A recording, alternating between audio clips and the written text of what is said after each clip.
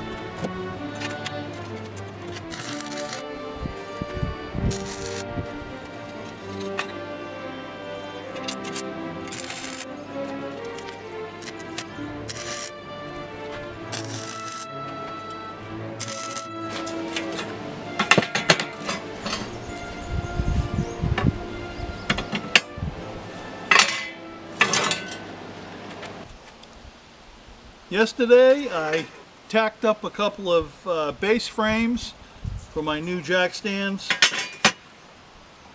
but I'm using this angle iron I used is reclaimed from an old bed frame, and it's very thin wall. It's a high strength steel, much higher than regular mild steel, but it's very thin walled and it's difficult to weld, and I don't have the best fits.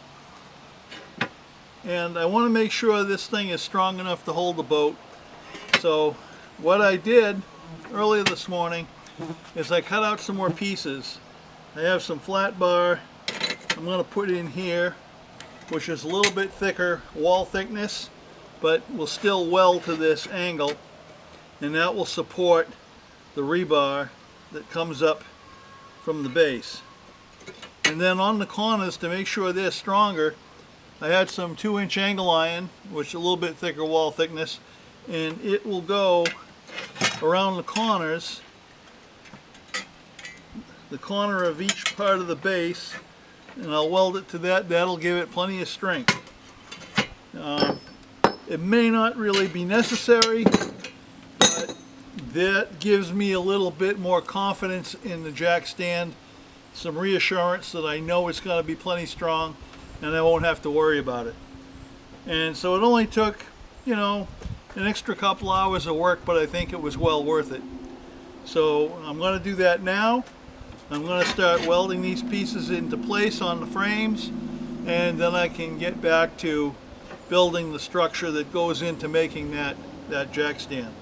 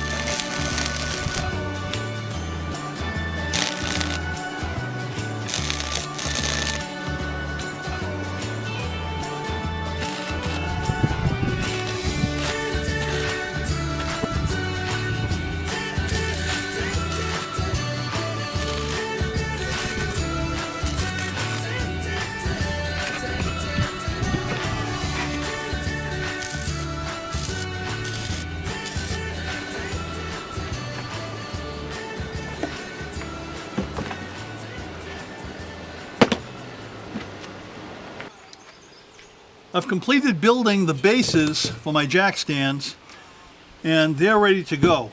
But now I have to build the support struts that support the tube for the Acme screw, and so I've built this wooden jig.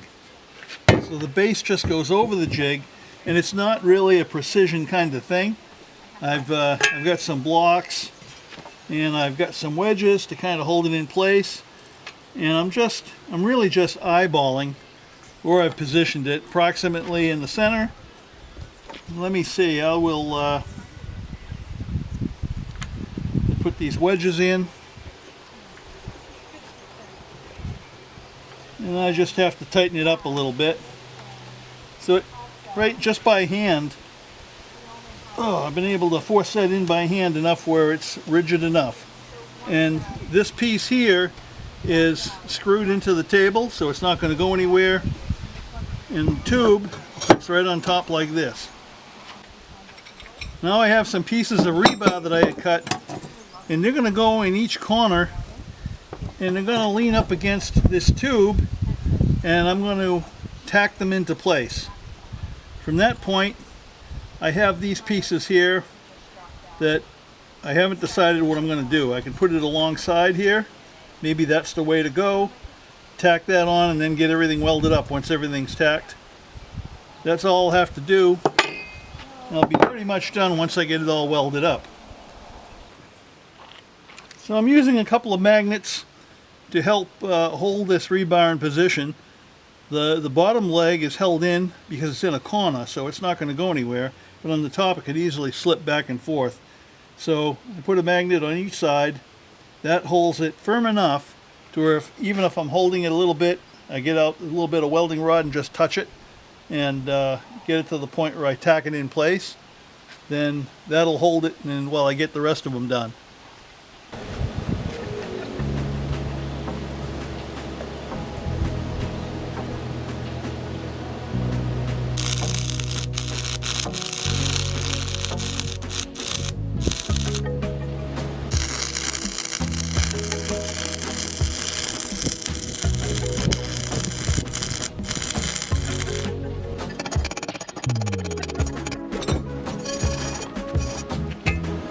Okay, I just have it tacked.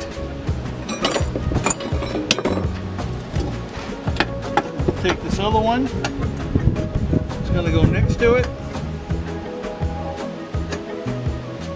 And I think I'll use my magnets again. I think that helps a lot.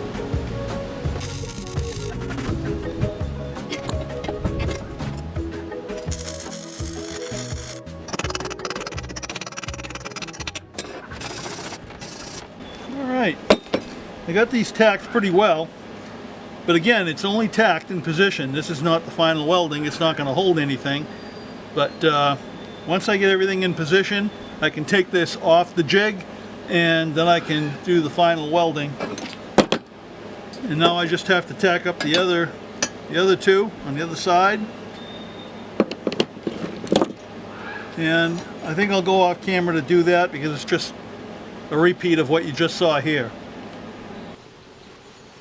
Okay, so now this stand is all tacked up, with the exception of these little tabs, but I can put those on later. I don't need them on the jig for that. And I want to do some more welding, more substantial welding on these rods before I add these braces. So we'll just take care of that later. But right now I no longer need it on the jig. So what I need to do is take out these little wedges, the shims, a little bit warm still, and now I can take this off the jig and I have a stand. Basically, this needs to be finished up.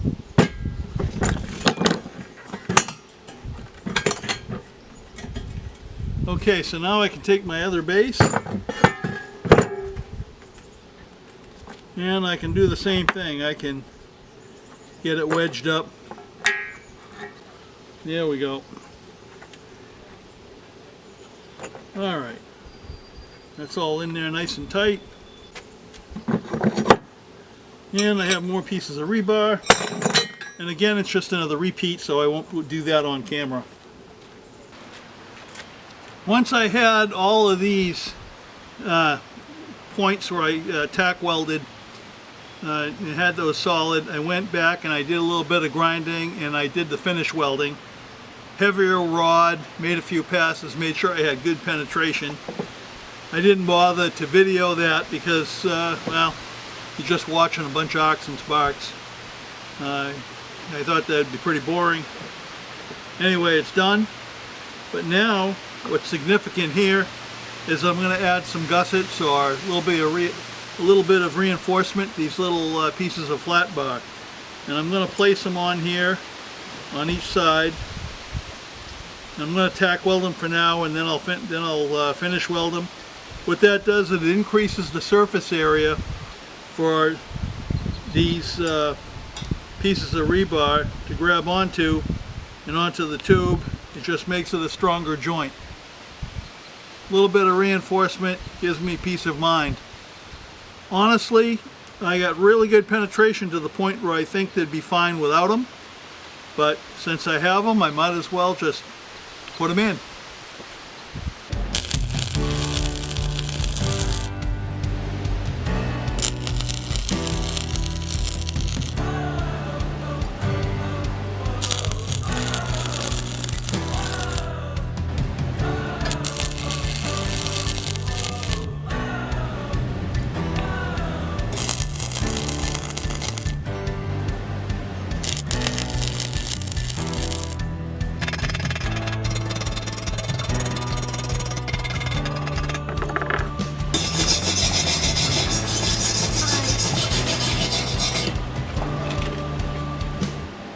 Okay, I have this side, I have the two gussets on this side tacked into place. Just have to finish weld them.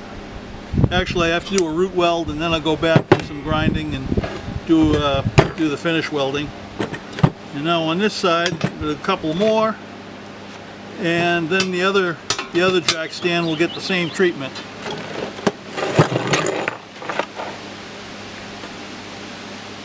Let me get a little bit of slag I want to grind off.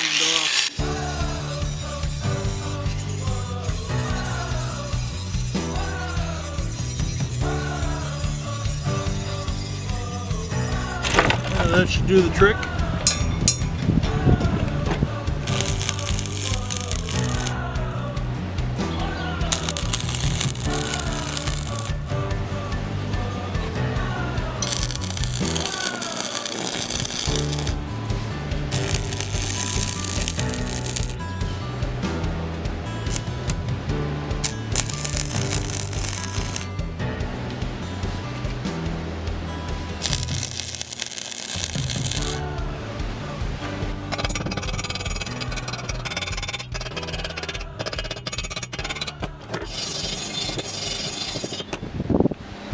Alright, I can go ahead and do all the root welding and chipping and wire brushing and doing the finish welds, and then they'll be good to go. You just have to do the same thing on the other one, and I'm almost done. As it turns out, one of these jack stands has an Acme screw slightly larger diameter than the rest. Now the rest fit fine into the tubes that I had bought, but this one hangs up. It almost fits. Hangs up a little bit, but of course this is not seamless tube. It does have a seam, a little bit of ridge inside. It's also a little bit tighter than I like it, but fortunately I used to be in the motorcycle business years ago, and I still have a lot of my equipment. And this is an Amco cylinder hone.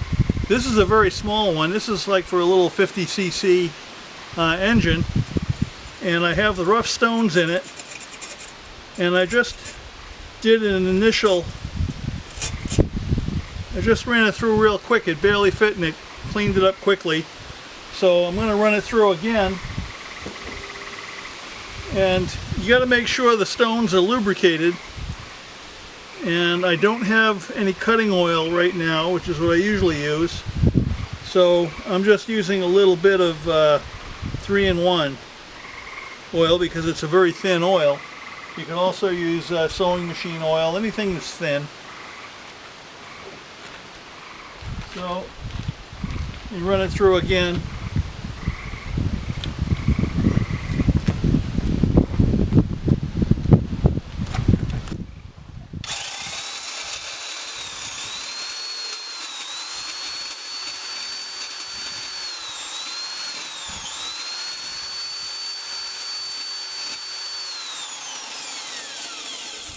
Well, that didn't take very long.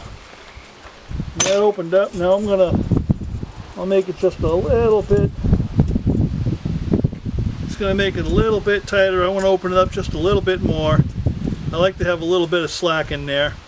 What's nice about the Amco hones, they have 4 stones, and it gives even pressure on all the cylinder in the cylinder wall, well, in the tube. And so I get a nice round concentric hole. And while it's for boring cylinders, this will do the job. It should clean up the inside, and I expect that this should fit. Do it one more time. Add a little bit more oil.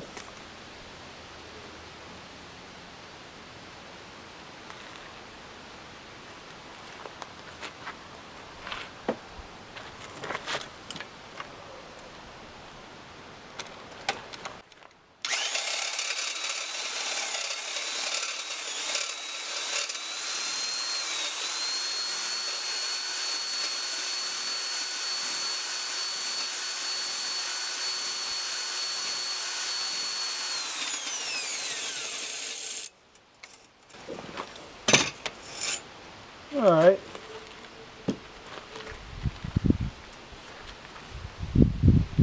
good. See if it fits. Almost. It's a lot better than it was. I can work it down there. It's better than it was. I can work it down there, but it's still a little bit tighter than I want it. But I couldn't even get it. I couldn't even get it in there at all before, so that's a big improvement.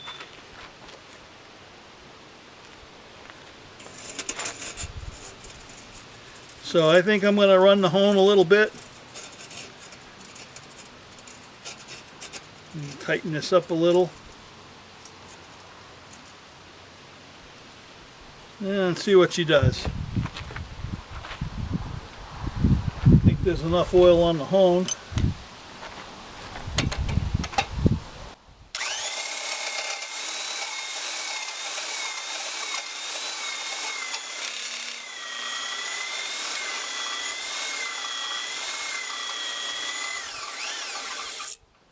Yeah, a little bit, she's chirping. A little bit more oil. The problem is at the top. The bottom is larger. It's opened right up, but it's tighter here at the top. I think the seam has more of a ridge on it. But this hone seems to be working. It's just a slow process. You can't rush it.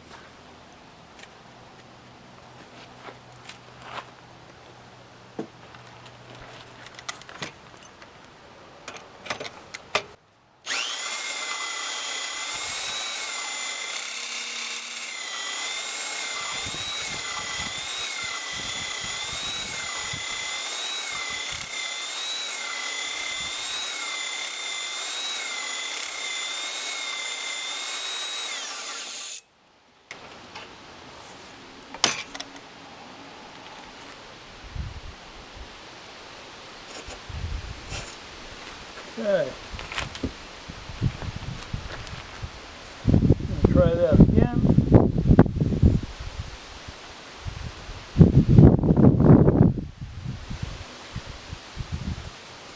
Well, now it has a little bit of grit in there from the hone.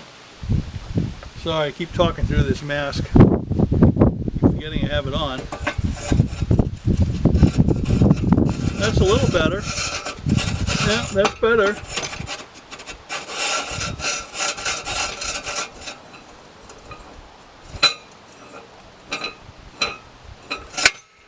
That is better.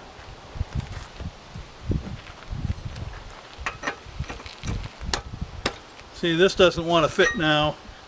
We'll have to run the hone through that tube, but almost fits. I think I'm going to call it good.